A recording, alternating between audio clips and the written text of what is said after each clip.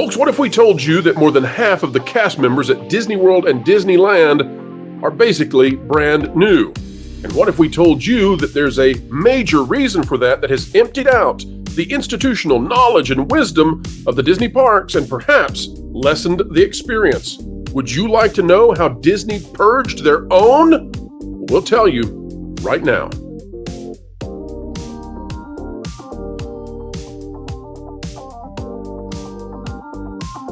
Hello, folks. Welcome back to the Pro Channel. It is, as ever, a joy to have you here with us.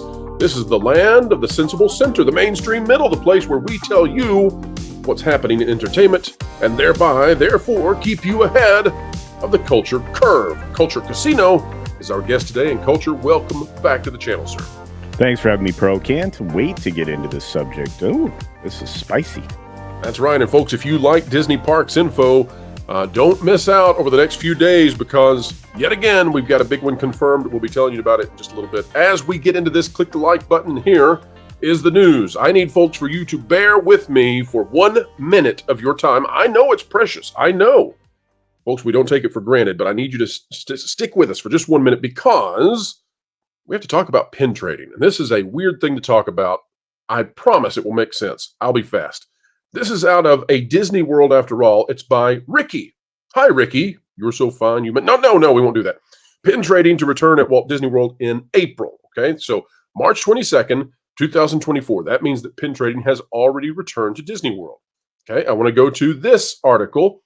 This is from Inside the Magic by Luke Damon. It says Disney brings back pin trading after 3-year COVID shutdown.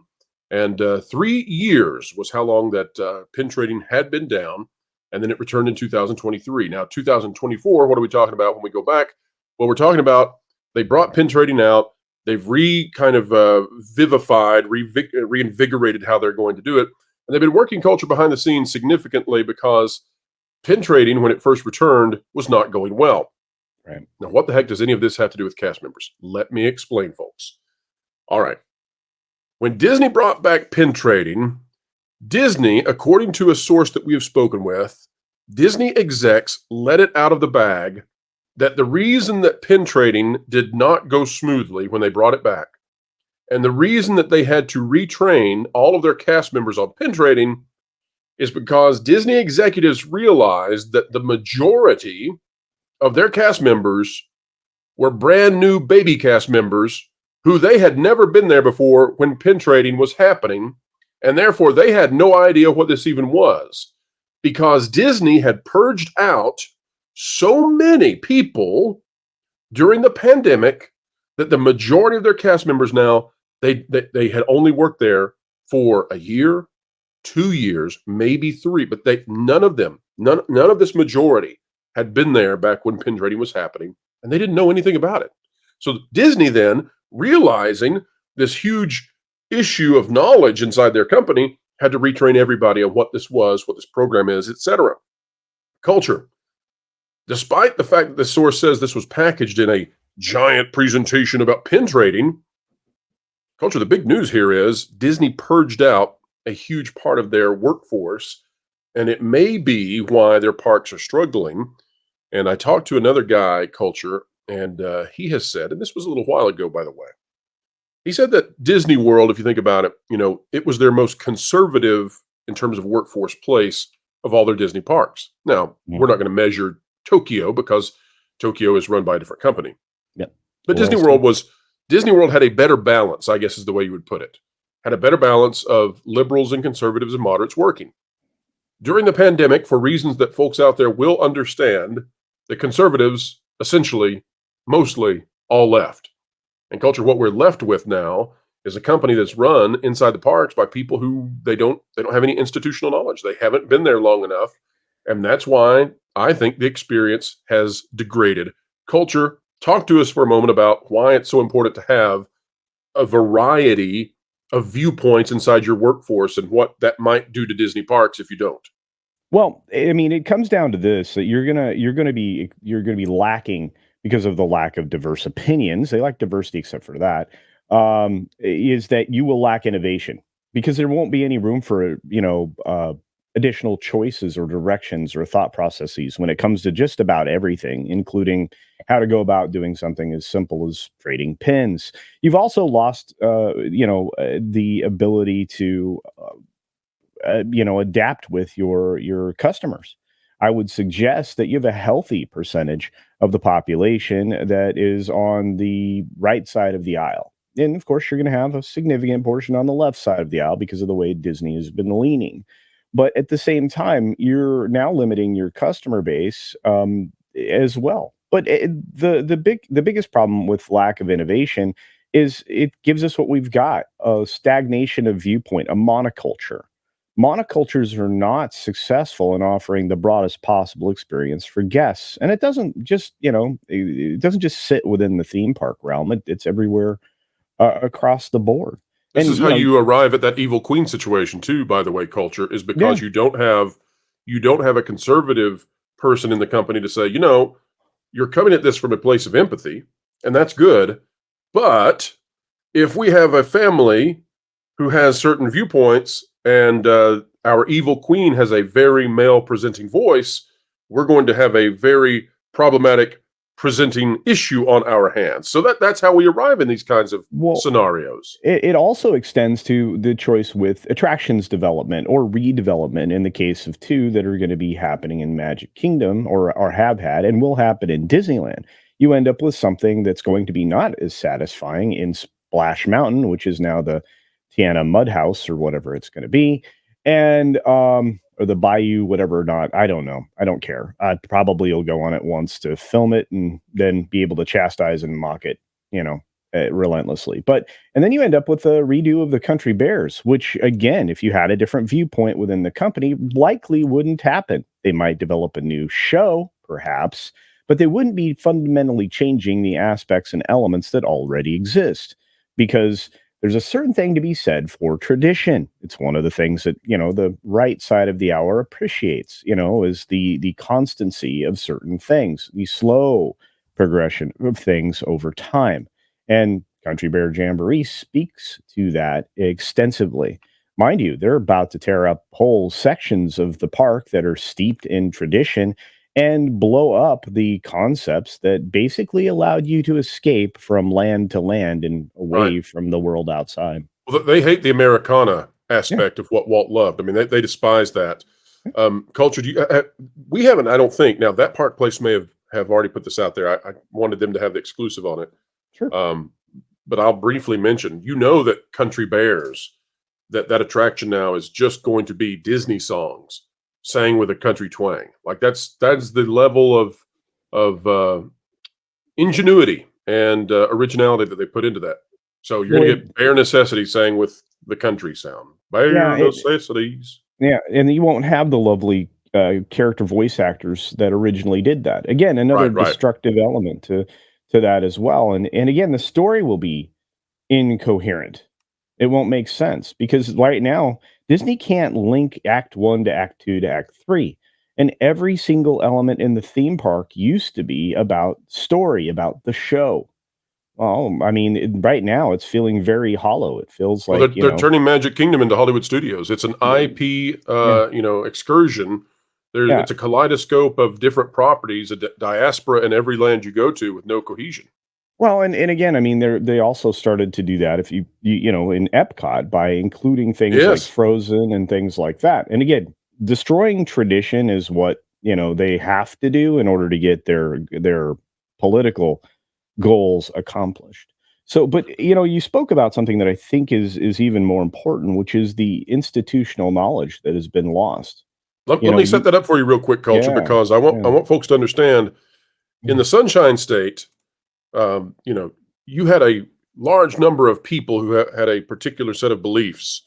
And one of the things that sort of set Disney World apart, Disneyland often got the best rides, but Disney World had, bar none, the best cast members. Apologies. Now, I'm not saying that people in Disneyland aren't excellent, but I'm saying that at Disney World, there was a friendliness that you could just feel when you arrived there. Disneyland did a great job too, folks. I'm not being negative, but um, that has shifted dramatically in the past couple of years, and the reason for that is because Disney World Of course, theme parks, often don't pay their cast members or their attendants the best in the world. And so it's easy to leave that if you're not being treated well. And conservatives at Disney World may not have felt well in the past few years at all. And it was very easy to say, I'm done. I'm not coming back and I'm not going to go through with this, especially as we had Stories Matter, Reimagine Tomorrow, Rise, the Bergs, and all of these things that really, we believe, created racial inequities inside the company and were pointedly negative and penalizing, in our estimation, towards conservatives and white men and, well, Caucasians in general. But culture, that's what's led to this purge, and it's what's led to a huge gap in institutional knowledge. Now, tell the folks why institutional knowledge and wisdom is so important.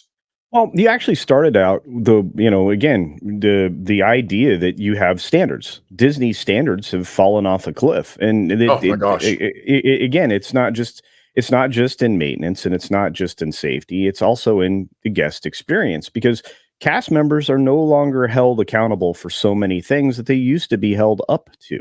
You talk Culture, about we had a source. We had a source tell us that Bob Iger visited Disney World, and he saw a cast member with an entire, like an arm length tattoo of a competing IP, right? A competing cartoon character. And he looked and said, we might need to adjust the policy there.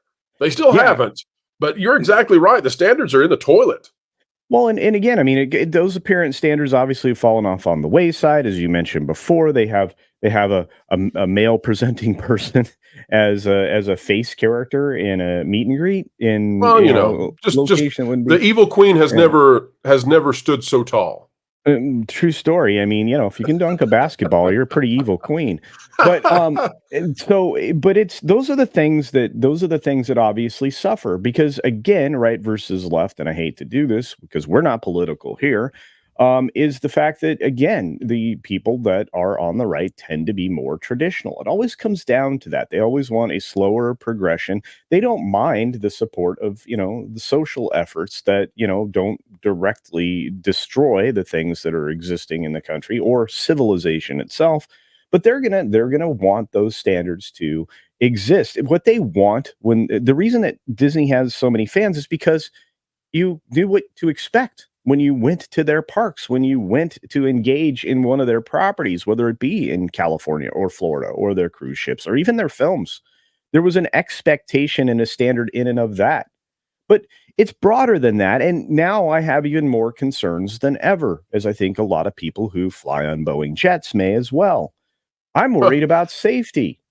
Why? Because some of these attractions are incredibly dangerous. In fact, I'm going to go out on a limb and say that most of these attractions are incredibly dangerous. And if they're lax in all these other areas, who's to say how lax they are in the attraction operation or the maintenance team?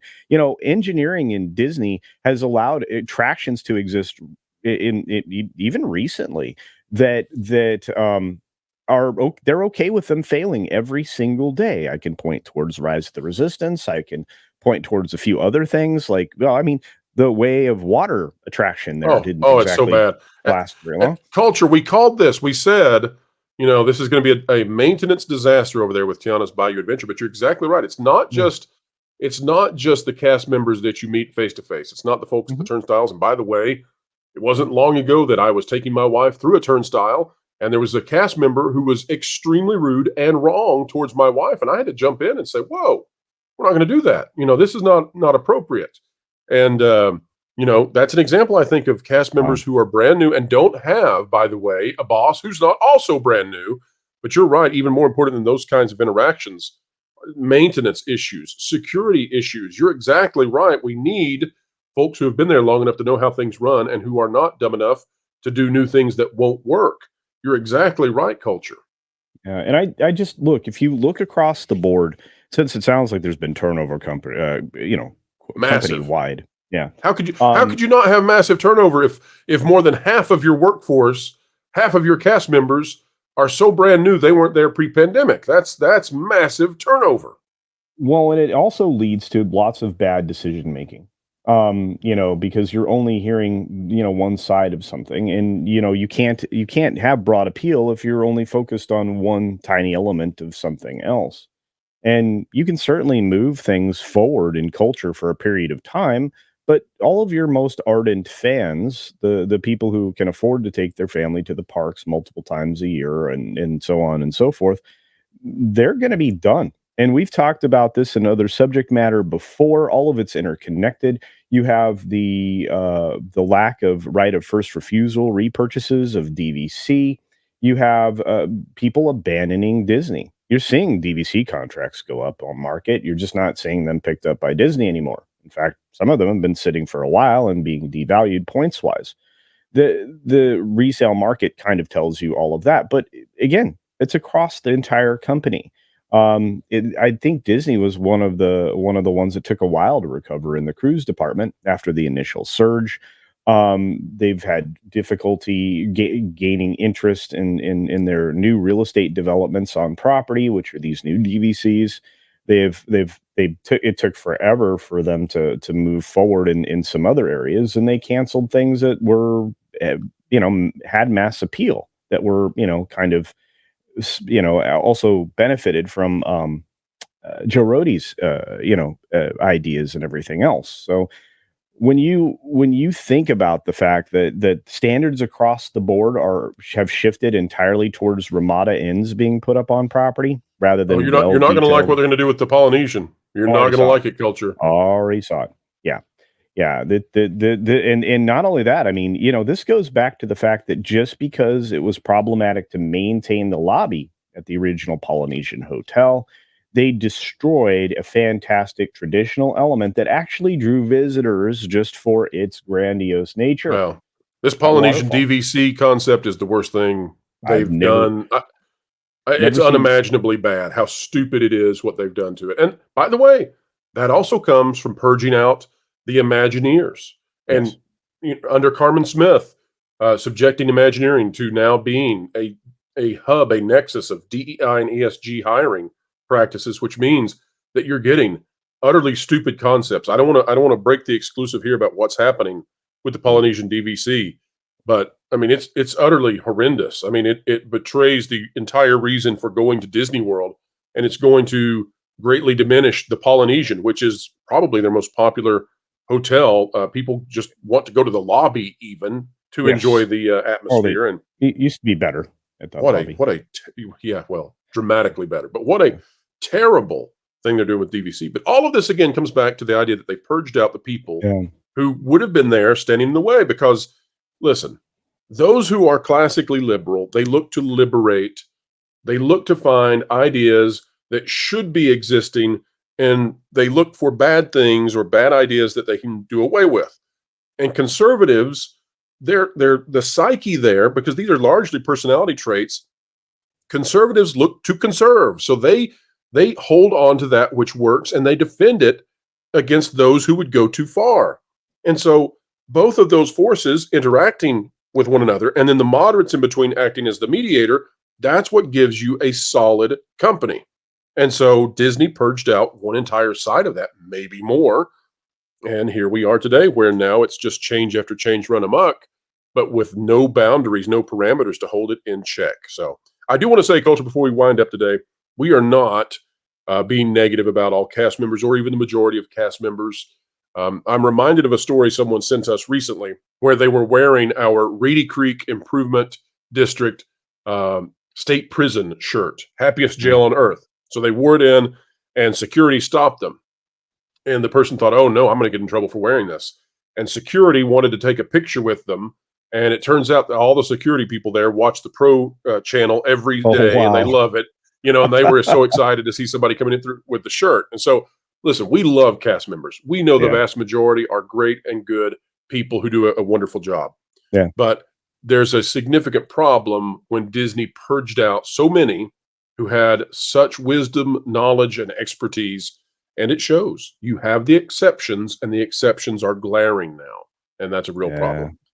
Culture, you are going to be on quite a few shows today, and you're doing your own thing as well. Tell folks what they can expect out of the 6 Minute Daily today. You bet. The 22 stories coming up. If you get an opportunity to watch, it's going to be a lot of fun. We also have, obviously, the Pro Show, which I lead directly into, and we also have the H-Cast later in the day. But every weekday, you can find me doing this 6-minute daily, which turns out is going about an hour now. Well, with 22 stories, I can see why. And folks, you want to be there. You want to see exactly what's going on. Culture give Nate our very best. And folks, you can give us your very best simply by clicking the like button. Share, subscribe, click it, stick it to the algorithms, it's the notification bell, drop a comment down below. Let us know your thoughts on everything we've said here. It's been a bunch. Apologies on having to start off with pin trading, but that's how we arrived at being able to explain how we know that so many have gone sayonara away from the Disney parks. Folks, as we get out of here, remember, keep learning, keep growing, keep having fun. We'll see you on the Pro Show. Dean Cain, Superman, our special guest today.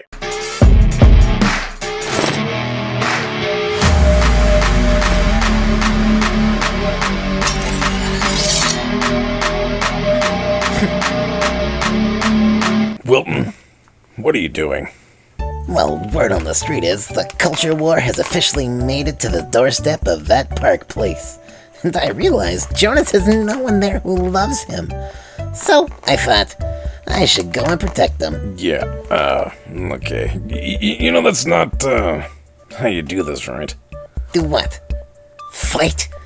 Don't worry, Floral. I will not be intimidated by a criminal threat. Threat? Wilton, don't be ridiculous. What does it matter to me? I have only one life to lose. I mean, I totally expected you to die walking into traffic, but, They may take our lives, but they'll never take our freedom! Okay, just stop. This is just nonsense. You already have one of the easiest and most effective tools and weapons at your fingertips. My axe? No. The truth. Stay smart and ready to tell and share the truth by keeping up to date with WDW Pro, that park place, as well as Valiant Renegade. And Jonas? I mean, he does things with Vash, and that's not very reassuring. That's like putting two helpless chipmunks into a piranha pond. That's neither true nor accurate. Unlike the team from that park place. Sue me. Ugh.